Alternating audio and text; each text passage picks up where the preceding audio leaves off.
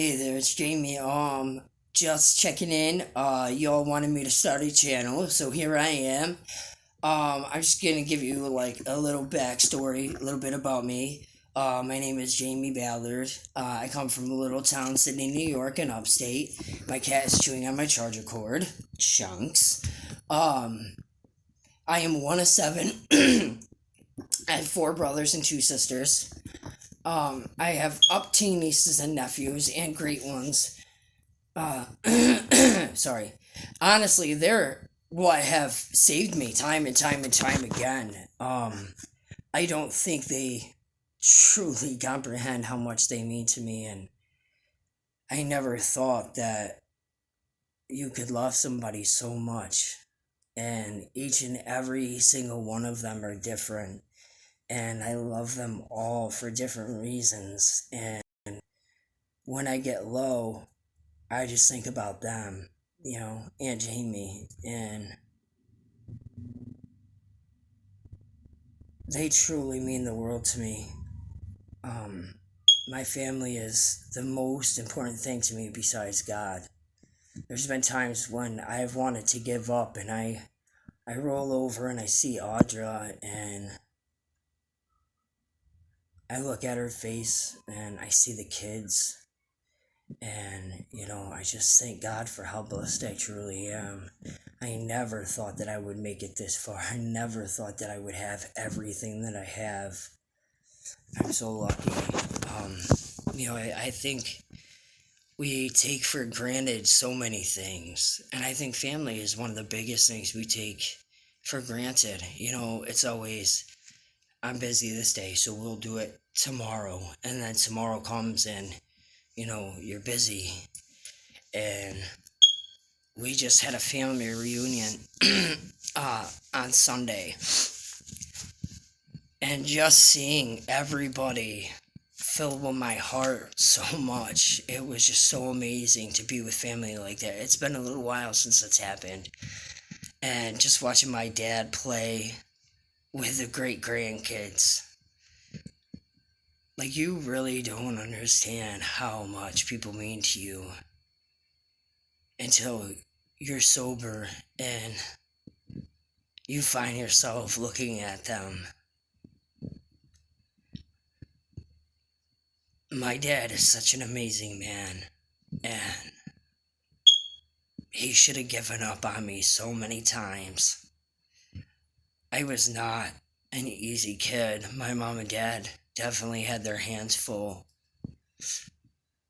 but somehow they managed to instill morals in me, and the respect that we should have for adults, and I'm so thankful for that. And that's like one of the biggest things that I'm trying to imprint in my children is, to love your neighbor, to help those in need, to look at what you have and feel blessed. You don't look at what you don't have and, just feel like, oh man, I don't have that. I look at what I have and I'm like, oh my God, I can't believe that I have that. Just so many different things. I know I'm kind of rambling. I don't really know how to do this, so you gotta bear with me. So I guess I want you guys to leave questions, and then I'll go through, and on Fridays I'll do my videos and I will answer your questions, and um, just kind of go from there on things that you guys would like to know. Um,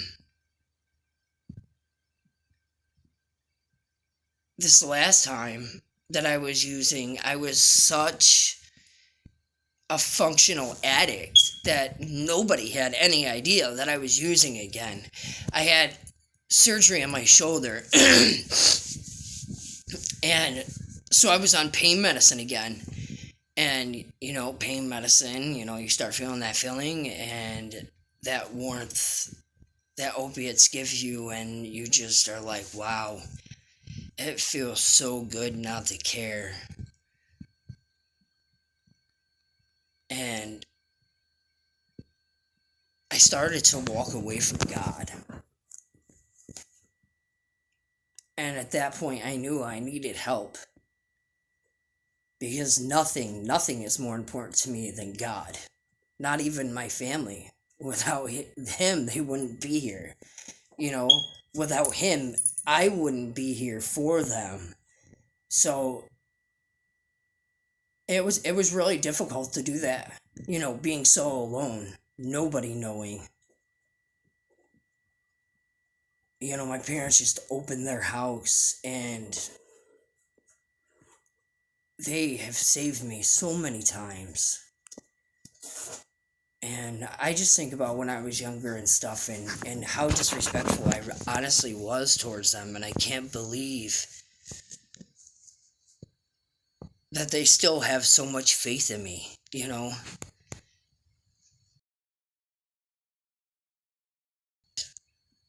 And I just I never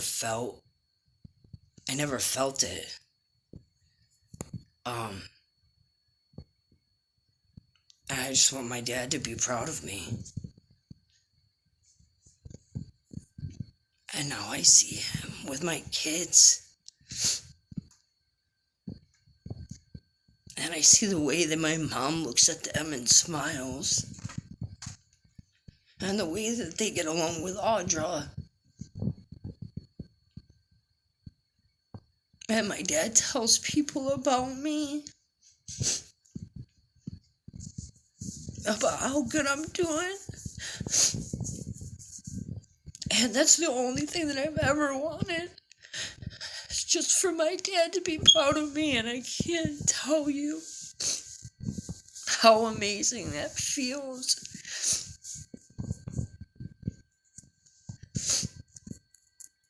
All through my addiction, I was just such a horrible person. I just used everybody and put everybody down and lied and took advantage of people.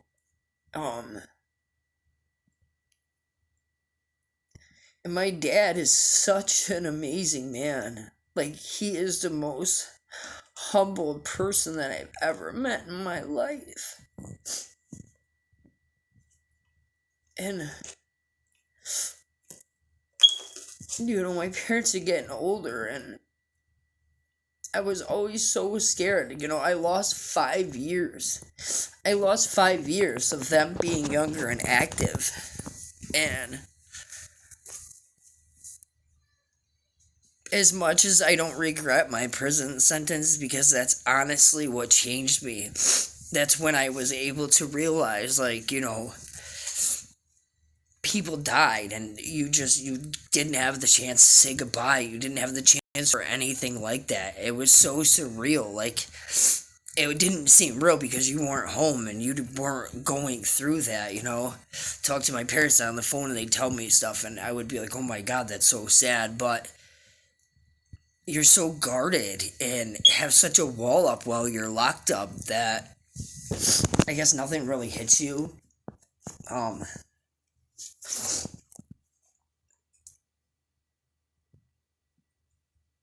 just, I'm just so blessed. Honestly, I just really am so blessed. I have 4 kids that I absolutely adore. Phoenix, Pepper, Binks, and Jesus Chunks McFluffkins, aka Chunks. They're my babies. So I'm like an animal addict. I just love them so much. Over the last month, I have had a baby mouse that was rejected from his mom. His name was Sir Cheddar. He was seriously like the tip, like this much of my pinky big. He was so little. I'll throw up pictures and stuff of that after I figure everything out. And then he died, and literally 15 minutes afterwards I went outside and I heard this crazy noise, and I'm like, what the fuck? I'm like, is a cat attacking a squirrel or something? So I had to go try to save it. And then I look over the fence and I'm like, oh, is that something you have? And they were like, yeah. And they came to the fence and they had all these little tiny baby raccoons, and I was like, oh my God, I want one. Can I have one? Just messing around, and they were like, "Oh yeah, yeah."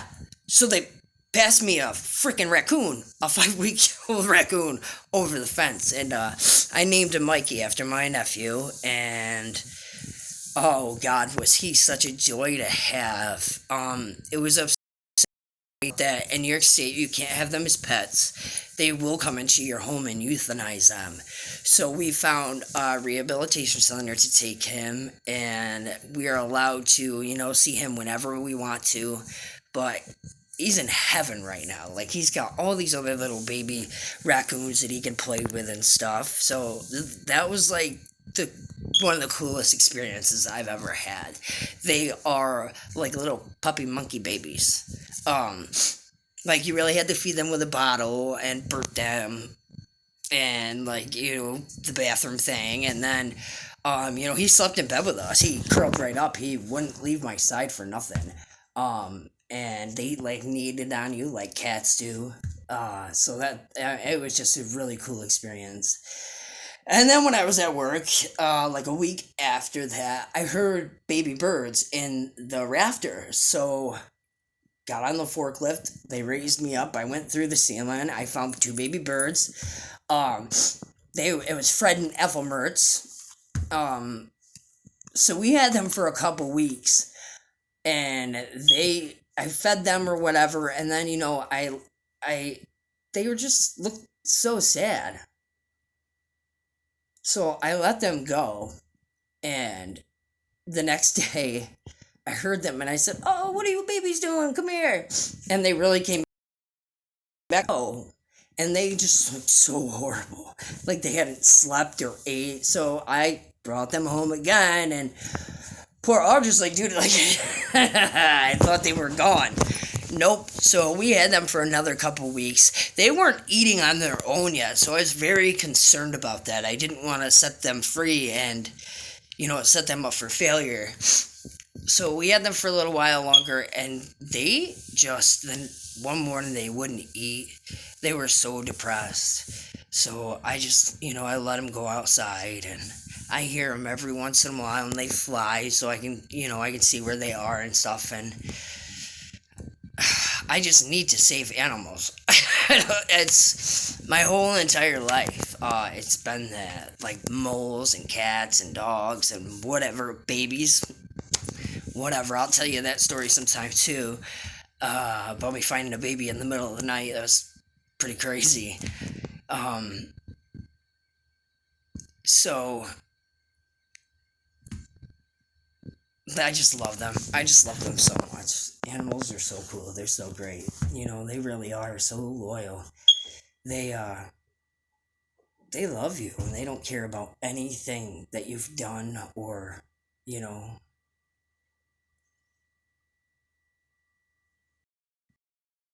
how many times you've been to jail. They don't care about any of that. All they care about is loving you, and I love my pets. I love them so much. So like I said, you guys leave some questions. I'm gonna go through and read them. I promise that I will try to like and respond back to all of you. It's hard sometimes. Like, it was like, I don't know, like 700 comments on the first video, so that's a lot to go through.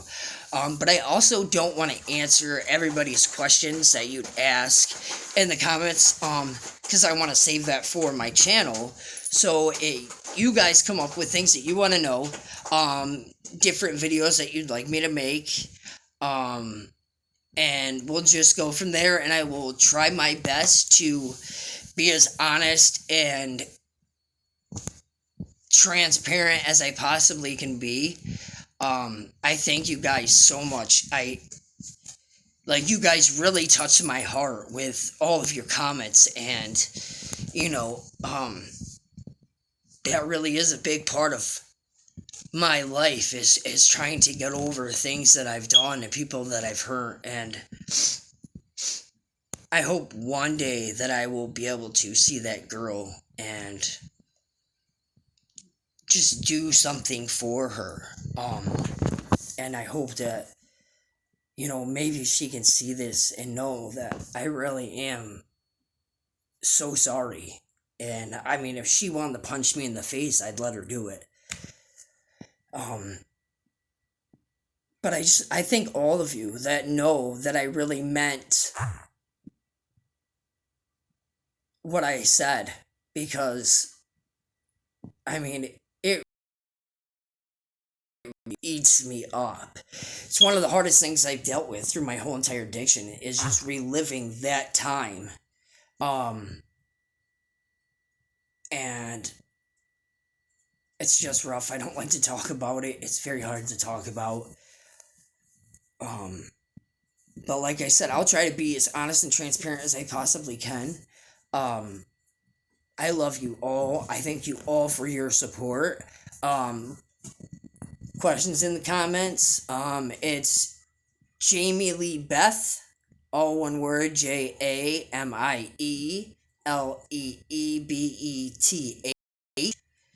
space Ballard, Ballard on Facebook. I have to look to see what my name is on TikTok and Instagram. I really haven't been on Instagram in a really long time, but if you guys want me to set that up, I'll do that. You guys can see pictures and stuff. I'll post, pictures of my animals and me and my family and things that we do.